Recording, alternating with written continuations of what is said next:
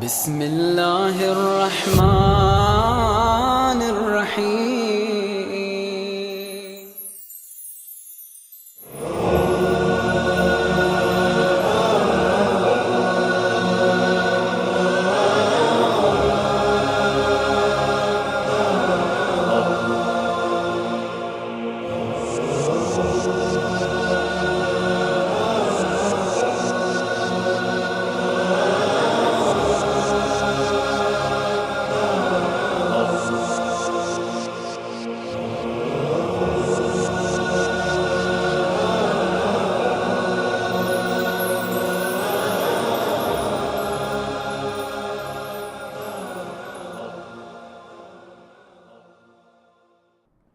أعوذ بالله السميع العليم من الشيطان الرجيم. بسم الله الرحمن الرحيم. وبه نستعين وصلى الله على سيدنا محمد وعلى آله الطيبين الطاهرين.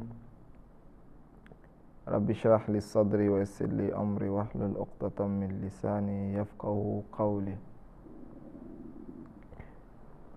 اللهم كن لوليك الحجة بن الحسن صلواتك عليه وعلى آبائه في هذه الساعة وفي كل ساعة، وليا وحافظا وقائدا وناصرا ودليلا وأينا حتى تسكنه أرضك طوعا وتمتعه فيها طويلا برحمتك يا أرحم الراحمين. Au nom d'Allah, le tout miséricordieux, le très miséricordieux, paix et bénédiction sur le noble de ses créatures, le saint prophète Mohammed sallallahu alayhi wa sallam, sur sa sainte famille, ses vertus, compagnons, ceux ou celles qui suivront sa voie jusqu'au jour de la résurrection. Il nous aide qu'il fasse de nous des musulmans vertueux, qu'il nous guide sans cesse sur le droit chemin. Chers frères, chères sœurs, recevez la salutation de paix, de miséricorde qui est assalamu alaikum wa rahmatullahi wa barakatuh. Aujourd'hui, nous voudrions vous entretenir sur un sujet qui est composé de deux termes. Le premier, c'est le fanatisme. Et le deuxième, c'est l'obstination. Nous allons essayer de mettre en évidence ces deux éléments-là au vu du Saint-Coran, sur la lumière, n'est-ce pas, du Saint-Coran. Et après, nous allons essayer d'aborder en fait ces effets sur la vie de l'être humain et, n'est-ce pas, sur la société. Chers frères, chères sœurs, lorsque nous étudions l'histoire des sociétés anciennes, les mauvaises sociétés qui nous ont précédés, nous allons soutirer, déduire trois éléments essentiels qui rongeaient en fait leur vie. Le premier point ou sujet ou élément est en fait le fanatisme. Le fanatisme aveugle, bien sûr. De deux, est l'obstination. Troisièmement, c'est le suivisme, n'est-ce pas, aveugle. Le fait de suivre les uns à l'aveuglette.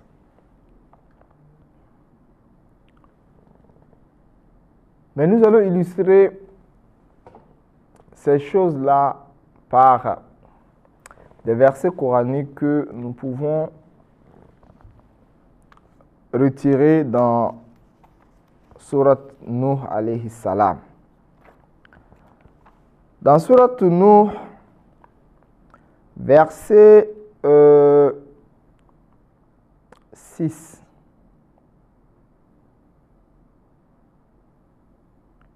Verset 6 à verset 7.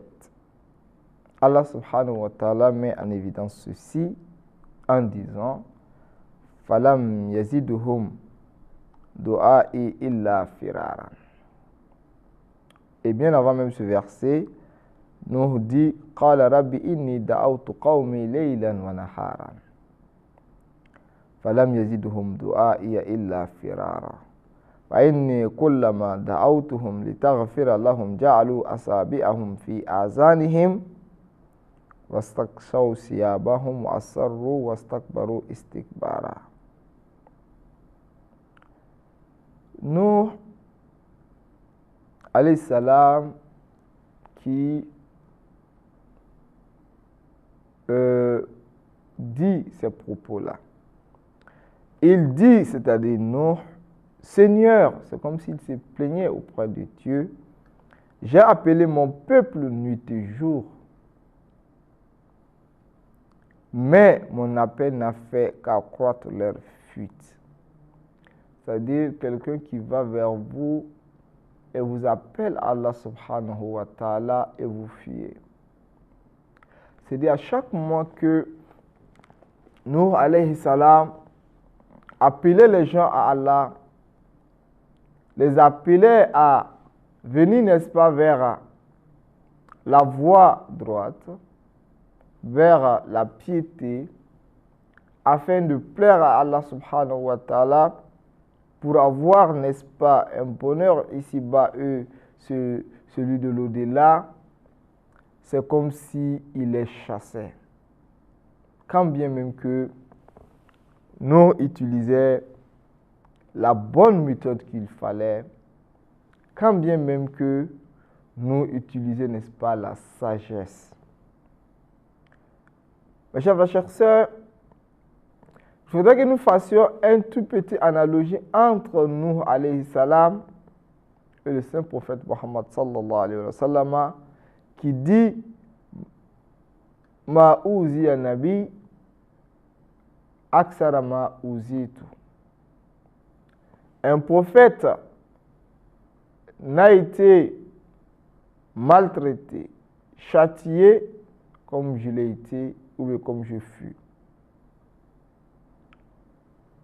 Le prophète qui va à Taïf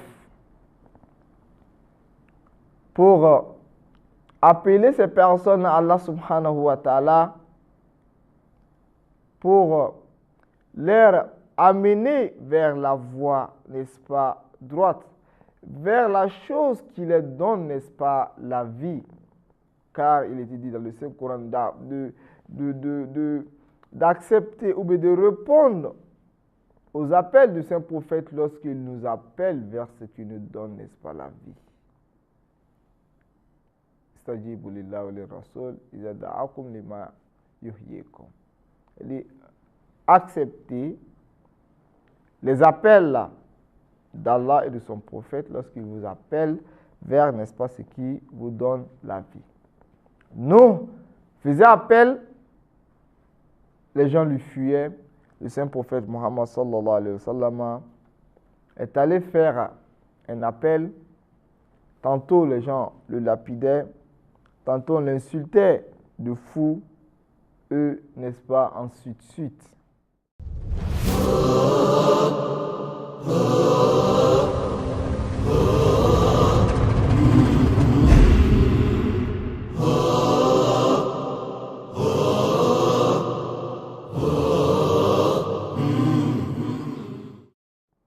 Alors, revenons au sujet de Nuh alayhi salam. Nuh qui dit, il dit Seigneur, j'ai appelé mon peuple nuit et jour, mais mon appel n'a fait qu'accroître leur fuite. Et chaque fois que je les appelais, ou bien à chaque fois que je les ai appelés pour que tu leur pardonnes, ils ont mis leurs doigts dans leurs oreilles, se sont enveloppés de leurs vêtements, se sont entêtés et se sont montrés extrêmement orgueilleux. Chers frères, chers sœurs, Allah subhanahu wa ta'ala ne choisit pas n'importe qui pour en fait de lui un prophète. Il y a les critères.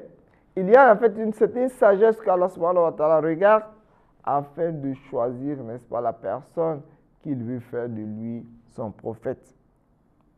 Imaginez-vous quelqu'un qui vous vient, qui vous dit, voilà, moi j'aimerais vous apporter, n'est-ce pas, un message de Dieu, un message qui va en fait orienter votre vie, qui va faire de vous des personnes heureux ici-bas, heureux, n'est-ce pas, dans l'au-delà. Ceci, non seulement, ce n'est pas qu'ils ne l'écoutent pas, mais ils le fuient. À chaque moment, quand il les appelle, ils donnent dos. Et en plus de cela, ils ne le prêtent pas oreille, car ils se couvrent, n'est-ce pas, de leurs vêtements. Ils bouchent, n'est-ce pas, les oreilles, afin de ne pas l'écouter. Chers frères, chères sœurs, si une personne parmi nous, un médecin, ou bien quelqu'un qui a une science dont les gens n'en ont pas et qu'il veut leur donner, sachant bien même qu'en cela se trouve leur bonheur, et ceux-ci ferment leurs oreilles, ne le prêtent pas, n'est-ce pas, attention, ça blesse le cœur de l'homme, ça fait du tout mal. Mais les prophètes ont fait preuve de patience, preuve d'endurance, on supporte cela. Chers frères, chères sœurs, je crois que ça c'est un coup pour nous, afin que nous également nous puissions pardonner comme cela. Allah subhanahu wa ta'ala dit au saint prophète Muhammad d'être endurant comme les grands prophètes, n'est-ce pas, l'ont été les Ulul Azm. Mais dans notre conception, est que ces propos sont adressés à la communauté musulmane. C'est à la communauté musulmane qu'on demande, parce que le saint prophète Muhammad sallallahu alayhi wa sallam, non seulement il fait partie des Ulul Azm, et il a les critères également plus élevés que les Ulul Azm. Donc, il y a des versets coraniques qui s'adressent au saint prophète, mais l'objectif, ce n'est pas le prophète en tant que tel, c'est nous. Donc, ceux-ci se sont obstinés, se sont entêtés à ne même pas prêter oreille à Nuh alayhi salam. Délaissez-nous. Combien d'années il a fait entendu appeler ces personnes-là? Donc, parmi les critères, c'est l'obstination. Après cela, il y a un autre verset dans Surat Araf. Dans Surat Araf, verset 70, Allah subhanahu wa ta'ala nous dit ceci. قالوا أجئتنا لنعبد الله وحده ونذر ما كان يعبد آباؤنا فاتنا بما تعدنا إن كنت من الصادقين. Et leur dire,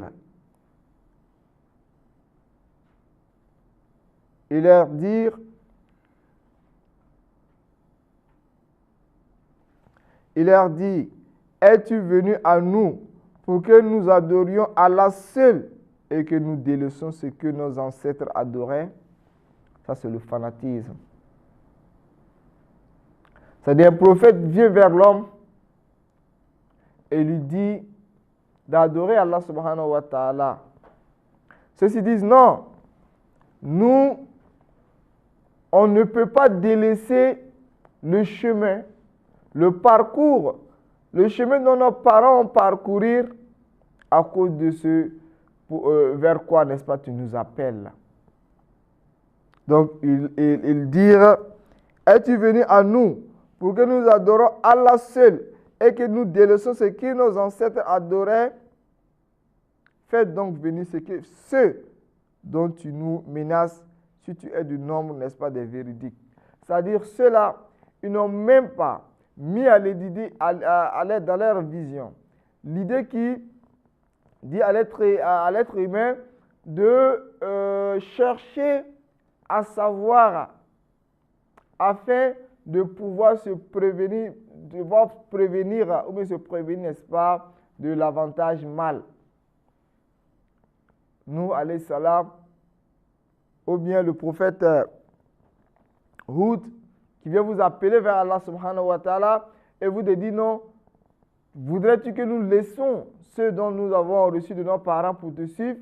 Donc ici, eux, tellement qu'ils étaient fanatiques, ils ont tellement aimé les parents, tellement aimé, n'est-ce pas, les ancêtres, que leurs ancêtres sont devenus, n'est-ce pas, la balance de la véracité. Alors que la balance de la véracité n'est pas l'être humain. La véracité est une chose existante. Lorsque une personne va se donner, n'est-ce pas, à la véracité, eux seraient véridiques. Là, nous allons l'accepter, pas à cause de sa propre personne, mais c'est à cause de la vérité. Regardez, chers frères, chères sœurs, l'imam Ali alayhi salam nous dit, il dit de chercher la véracité et nous en saurons, n'est-ce pas, qui sont les porteurs de la vérité. C'est-à-dire, lorsqu'on veut savoir la vérité, il faudra que nous délaissions des personnes et nous partons chercher, n'est-ce pas, la vérité avant maintenant de revenir et voir maintenant qui est le porteur de la vérité et qui ne le porte pas. Parce que si nous voulons savoir la vérité à travers les gens, nous serons, n'est-ce pas, sous l'emprise, n'est-ce pas, du respect de celui-ci, la justice ou l'équité qui devrait être respectée, nous n'allons pas, n'est-ce pas, le respecter. Donc, chers frères, chères sœurs, le fanatisme est quelque chose de mauvais, comme l'obstination également est tout à fait mauvais. Les deux versets coraniques nous mettent en évidence cela, qui est l'histoire concernant nous, alayhi salam, et, n'est-ce pas, Hud, alayhi salam, nos chers frères, chères sœurs. Il faudra que nous puissions voir quelle est en fait la vérité pour, n'est-ce pas, suivre, mais il ne faudra pas que l'amour, n'est-ce pas, d'une personne puisse, n'est-ce pas, aveugler nos yeux et que nous l'aimons, n'est-ce pas, à l'aveuglette, car cela est un mal et cela fait partie, n'est-ce pas, des dérives que les peuples, les mauvais peuples qui nous ont précédés, n'est-ce pas, avaient comme comportement. Assalamu alaikum wa rahmatullahi wa barakatuh.